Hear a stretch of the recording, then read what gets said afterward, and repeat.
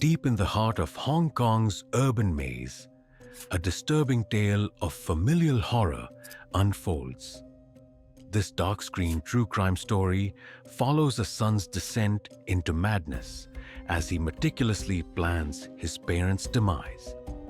Welcome to True Crimes Unfold.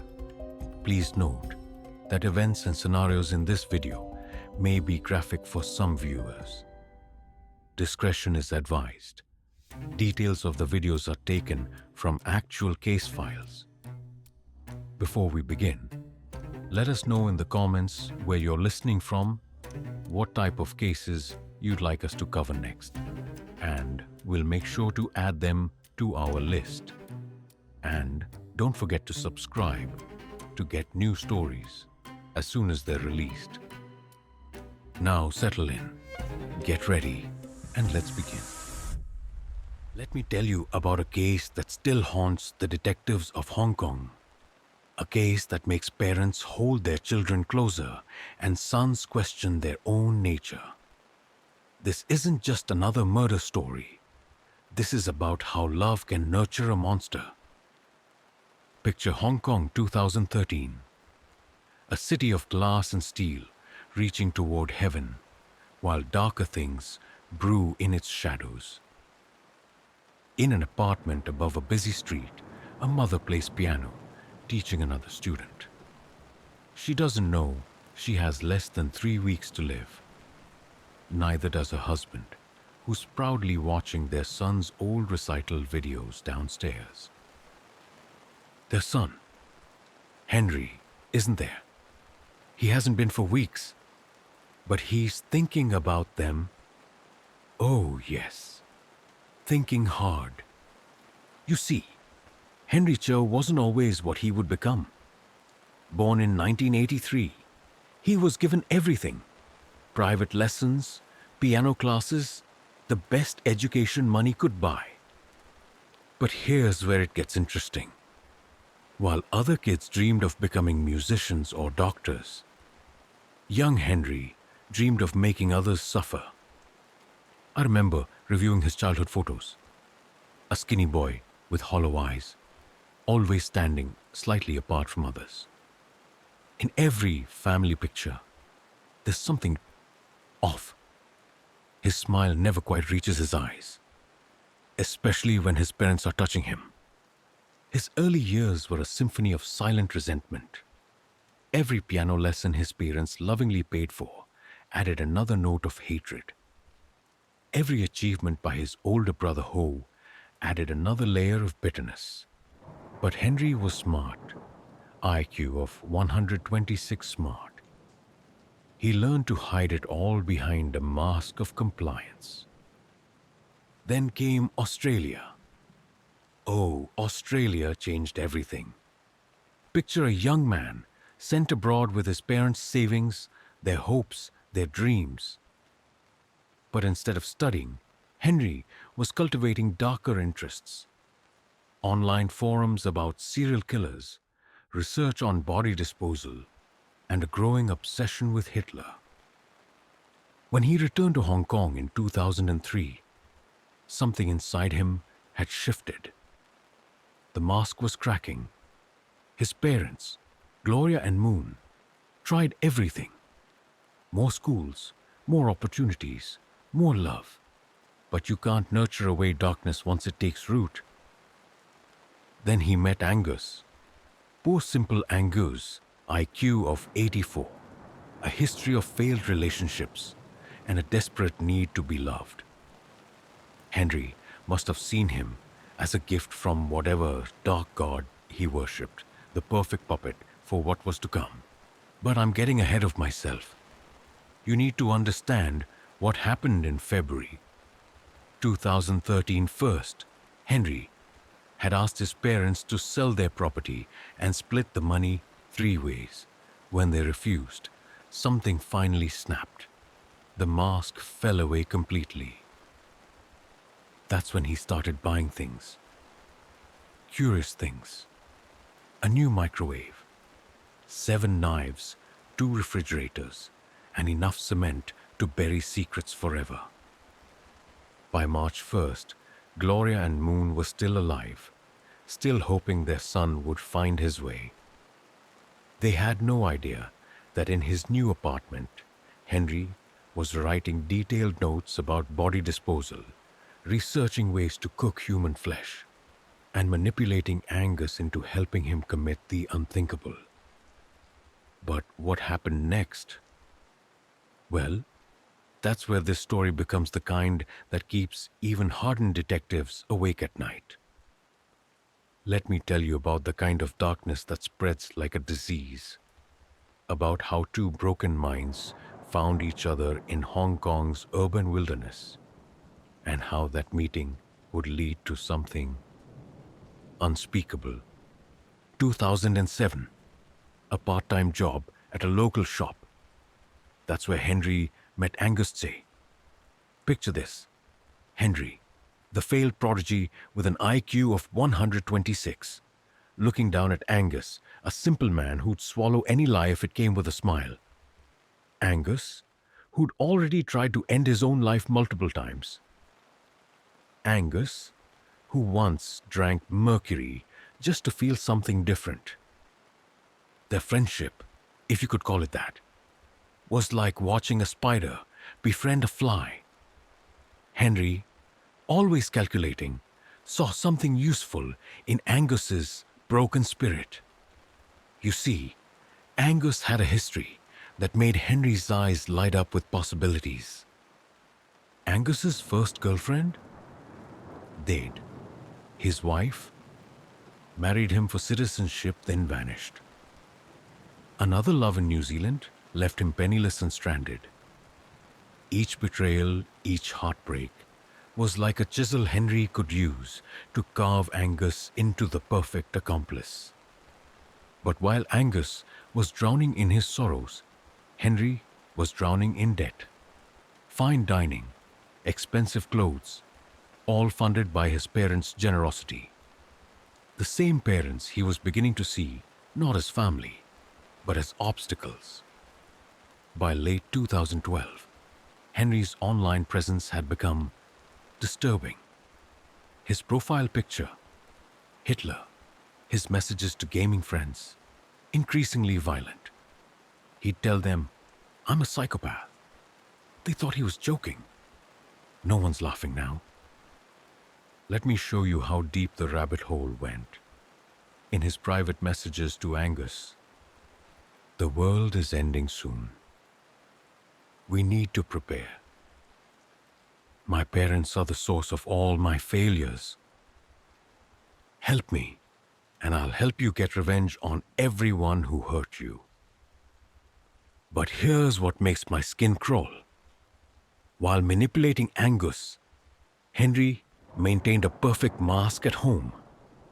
He'd eat dinner with his parents, accept their money, smile at their concerns, all while researching things that would make your blood freeze. February 2013. The breaking point.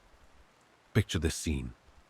Henry, standing in his parents' living room, demanding they sell everything and give him his share. Gloria and Moon, 63 and 65 years old, finally seeing the monster they'd unknowingly nurtured. They refuse. They ask him to leave. He does leave, but not before making a promise to himself. In the weeks that followed, Henry's preparations began. But he wasn't just planning murder. He was composing what he called his masterpiece. Each purchase carefully considered, 7 specific knives, a new microwave, 2 refrigerators, industrial cleaning supplies, cement and sand.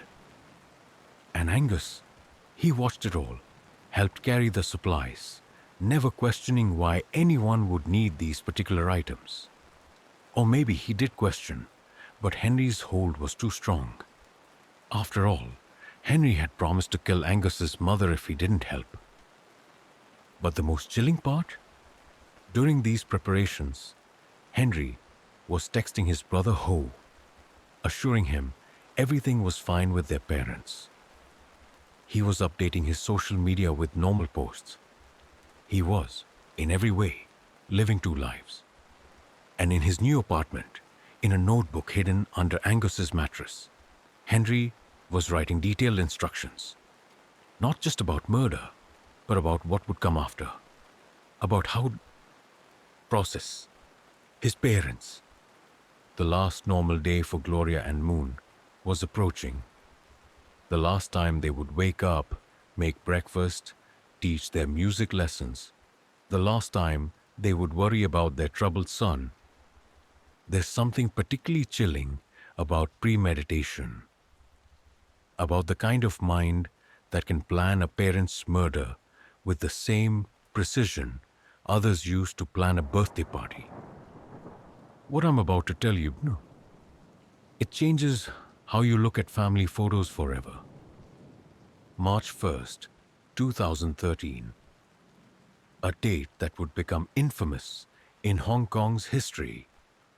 The city's neon lights flickered as usual, but in a small apartment, Henry Chau was making his final preparations. Let me show you his shopping list.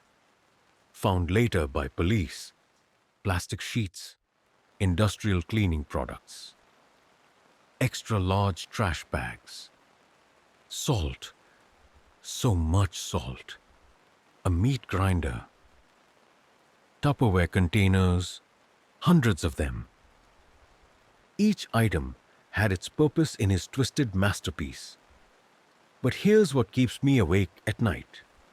He bought these things in different stores, at different times, paying cash, always smiling at the cashiers, always polite. Meanwhile, his text messages to Angus grew more disturbing. After we free ourselves from them, we'll be reborn. The world is ending anyway. We're just speeding things up. Think of it as solving a puzzle. Each piece has its place. But the real horror was in his Google searches. How long does a body take to cool? Best temperature for meat preservation. How to remove blood from tiles. Industrial cleaners that destroy DNA. How to mask cooking smells from neighbors. In his diary, later found beneath Angus's mattress, Henry had drawn detailed diagrams. The bathroom was marked as processing room. The kitchen became storage. Every step was planned, every possibility considered. The plan was simple in its brutality. 1. Invite parents to see his new life. 2. Serve them drug tea. 3. Wait for sleep. 4. Begin the transformation. But Henry wanted them conscious at the end. Wanted them to know it was their son who... He told Angus it would be quick, clean, professional, but the notebook revealed other plans. Pages of meticulous notes about prolonging the experience, about making them understand their contribution to his rebirth. On February 28th, Henry made the call. Mother, father, I want to show you how well I'm doing. Come visit tomorrow. I'll make lunch. They were so happy to hear from him. So proud that their son was finally taking responsibility. Gloria even bought new clothes for the occasion. The night before, Henry sent one last text to his online gaming friends. Tomorrow, I become who I was meant to be. They thought he meant a job interview. In the apartment, everything was ready. Bathroom lined with plastic. Tools laid out in precise order. Containers labeled and dated. Cement mixed in the corner. New refrigerators humming empty, waiting. And in the kitchen, Henry was preparing tea.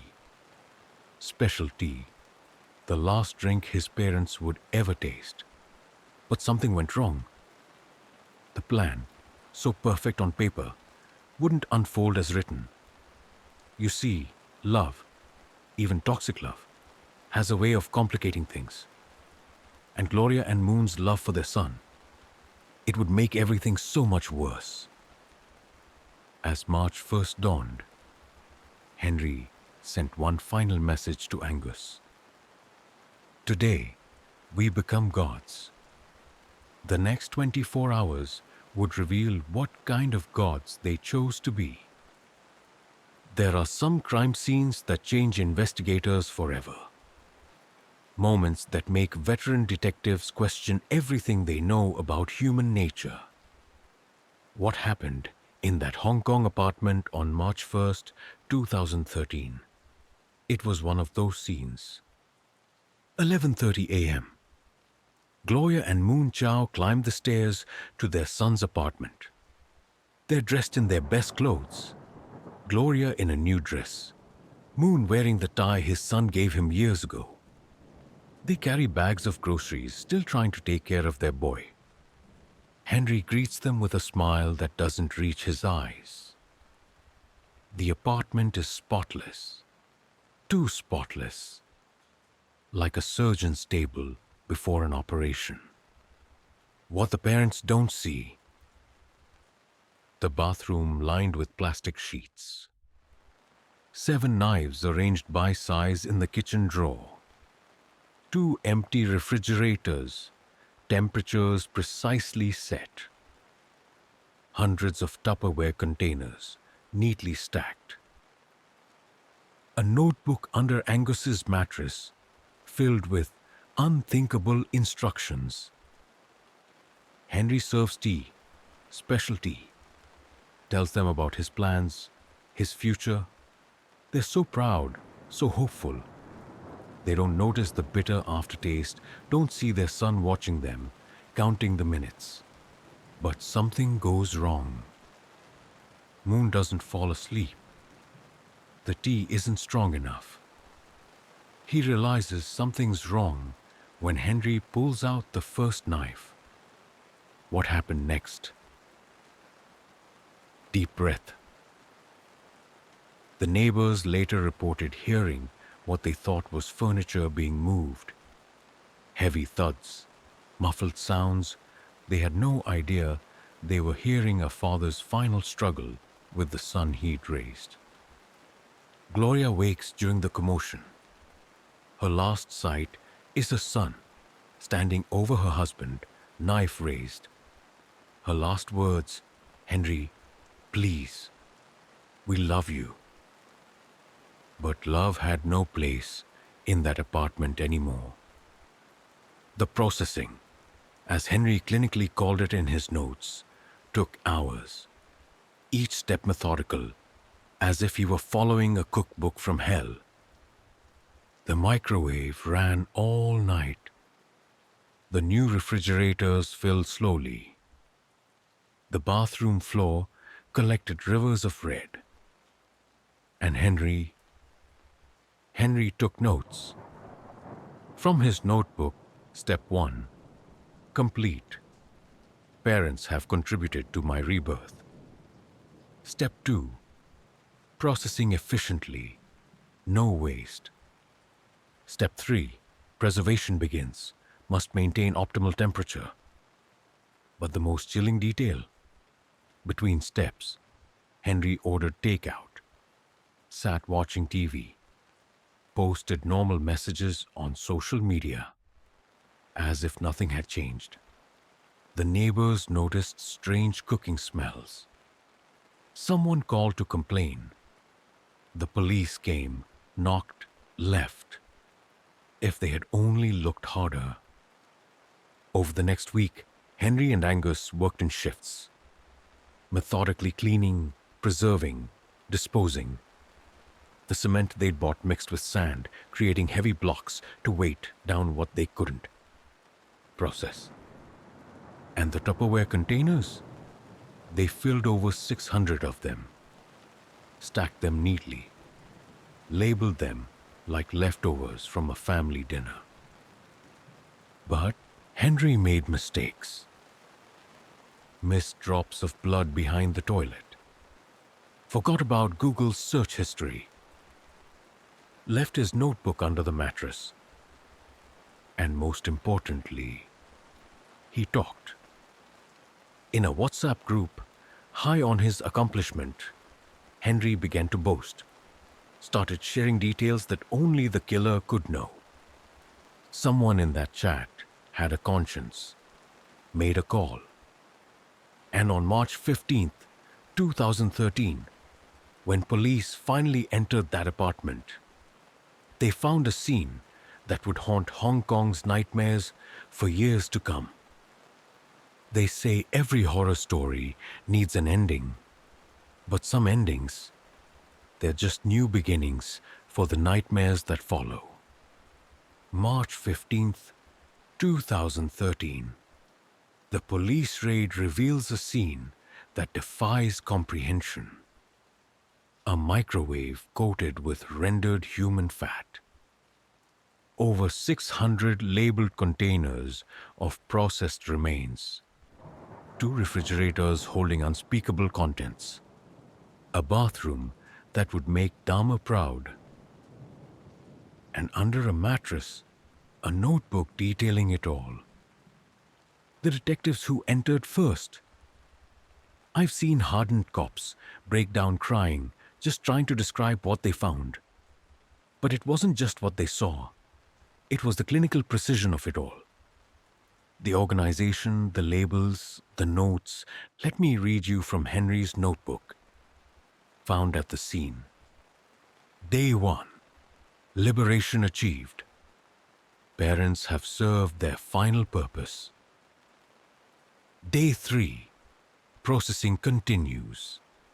Efficiency improving. Day 7. Storage solutions optimal. Ready for phase 2. During interrogation, Henry was, different. He spoke about the murders like he was describing a cooking show. Calm, methodical, proud. But here's what chills me most. His plans for phase 2. You see, if they hadn't caught him, Henry and Angus planned to flee to mainland China. Their goal? To start what Henry called a cleansing. Target: women, especially sex workers. He had a list, pages long. The psychological evaluation revealed something unexpected. Henry wasn't insane, at least not legally. His IQ of 126 had served him well in planning every detail. He knew exactly what he was doing. The court proceedings began in 2014. But here's where it gets interesting. 2 jurors had to be replaced. They couldn't handle the evidence, couldn't sleep after seeing the photos. The trial was delayed until 2015. During the trial, Henry spoke of liberation and rebirth. He claimed the world was ending anyway, that he had done his parents a favor. Angus broke on the stand, told everything. How Henry had manipulated him, threatened his mother, used his mental weakness. But Henry, he sat there smiling, like he was watching a play he had written. The verdict came on March 20th, 2015. Henry Chau, life imprisonment plus 9 years and 4 months. Angus, 1 year for obstruction, time served. But here's the truly haunting part. In prison, Henry hasn't changed. He writes letters to Angus, still manipulating, still planning. The guards have found drawings in his cell, detailed plans for what he calls his grand finale. And Angus? After release, he helped another inmate end his life. Some people never learn to resist manipulation. The case became so infamous that Hong Kong made 2 TV episodes and a film about it. But they couldn't show the worst parts. Some horrors are better left untold. Gloria and Moon Chau wanted their son to be successful, to be happy. They gave him everything: love, education, support, and in return, he gave them, well, today, that apartment building still stands. New tenants live there, but the neighbors say on quiet nights they can smell cooking, and sometimes, just sometimes, they hear a piano playing. The most terrifying part of the story isn't what Henry did.